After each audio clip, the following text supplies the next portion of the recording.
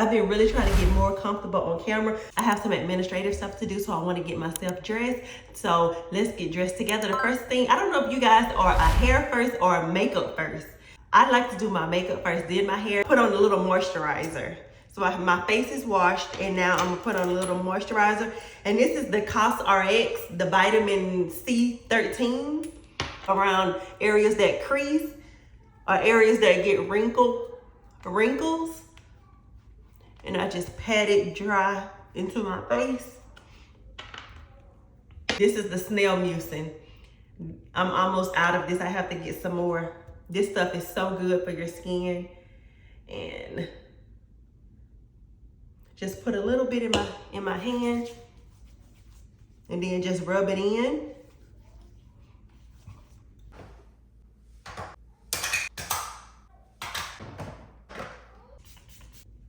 I like to put setting spray on my face. For some reason, it helps my makeup stay in place. And I don't use a lot of makeup. I'm a no makeup girl. I just kind of want to cover up some of the dark spots that I have in my face. So I use minimum makeup. Every time I wear makeup, it's minimum makeup.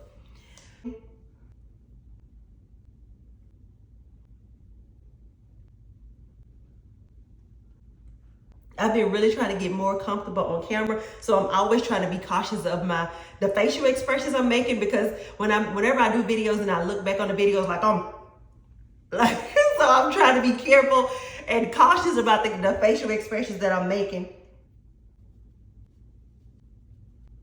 I'm gonna let this sit on my face for a little bit while I do my brows.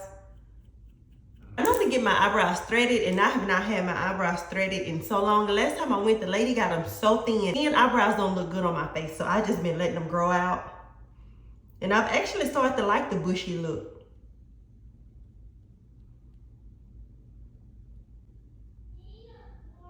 The best eyebrow pencil I've ever used. This is the e.l.f. eyebrow pencil.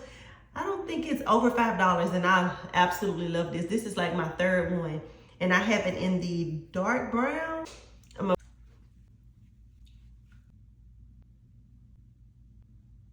I guess I stamp all my makeup, all of the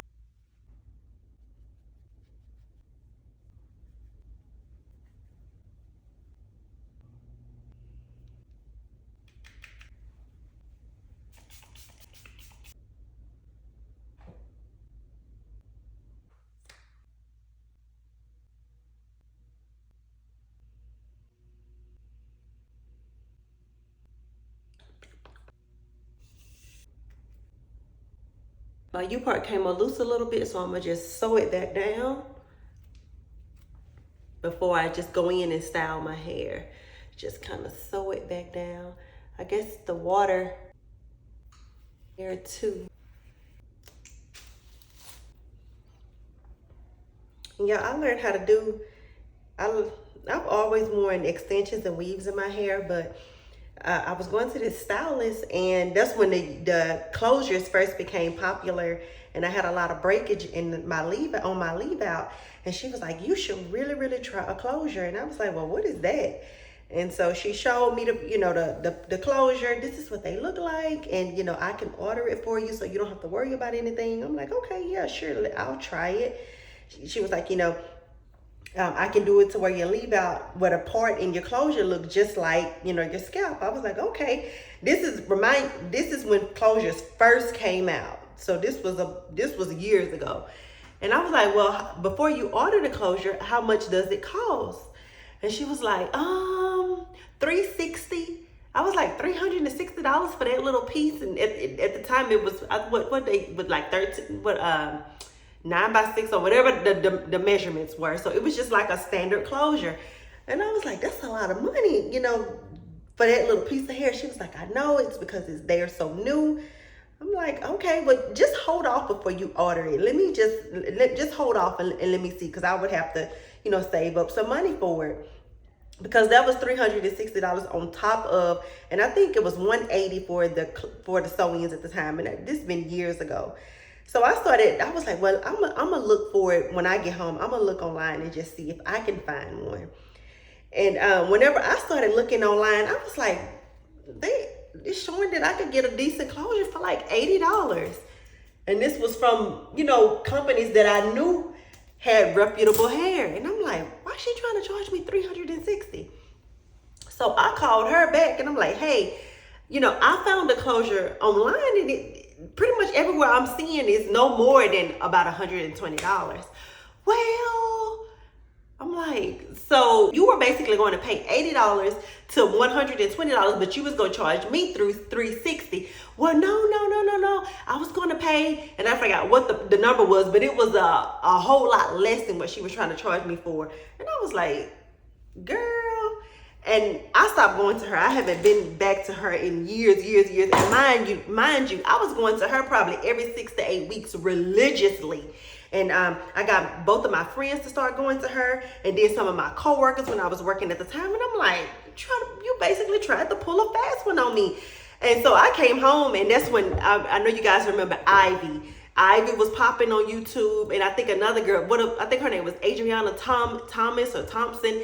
And I just started watching their videos on how to make U-part wigs and the wigs and stuff. And I started doing my own hair. And then I just really hit heavy on taking care of my natural hair. But we was living in another town at the time, and we pretty much moved. And we moved to Missouri, then we moved back. But I'm still like 3 hours away, so I hadn't been able to go back to my natural hairstylist.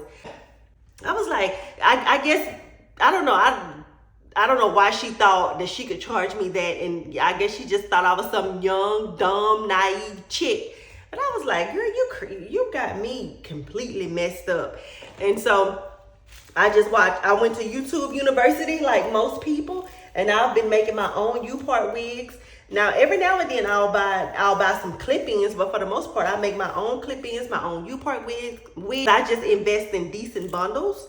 And I'm willing to try cheaper bundles as well, especially if I know that it's decent hair. But I've spent so much money on hair. I kind of want to get to the point where I'm wearing my natural hair. I've been thinking about doing like some mini twists. I do braids in the summertime because my children are swimming in the pools, and I'm in the pools with them as well.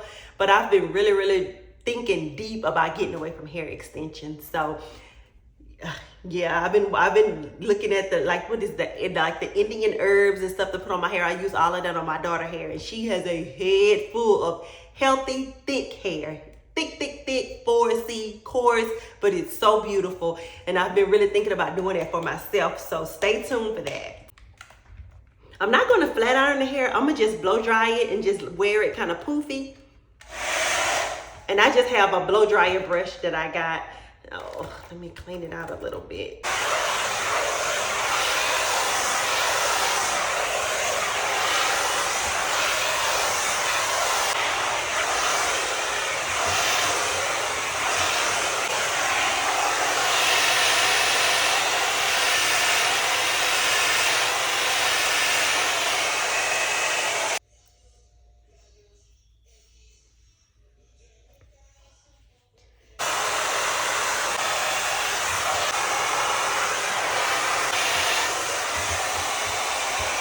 Now I'm gonna go over it with the flat iron just to get it a little bit flatter. I'm gonna be outside in the humidity this afternoon. I don't want it to poof up, so I'm gonna go over it with the flat iron on low heat, on a low temperature.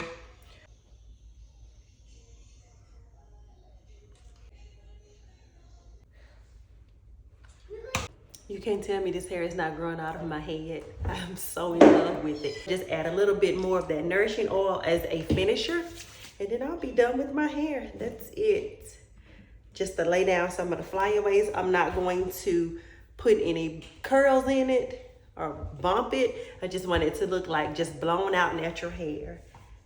And that's it. Not too much heat on my natural hair. Not too much heat on the extensions, because one thing I've noticed about the kinkier extensions, the more heat if you use a lot of heat on it, it will cause it to break up the shaft. So you constantly cutting it to make it look decent. So I don't use a lot of heat on the extensions as well. And now I'm gonna go and put on some clothes to just get ready for it today, and I'll be back. Dress for today, I have some stuff that I need to get done. So this is just a romper I just want to be comfortable with some pockets, and then I have a little something in the back. But then I have on my Nike shoes. And then I have this is my Never Feel Louis Vuitton bag. I like to cinch in the sides where it don't look so big, but I'm able to put all of my stuff in here for my kids. And I am off, and I am ready for today. I'll see you in my next one.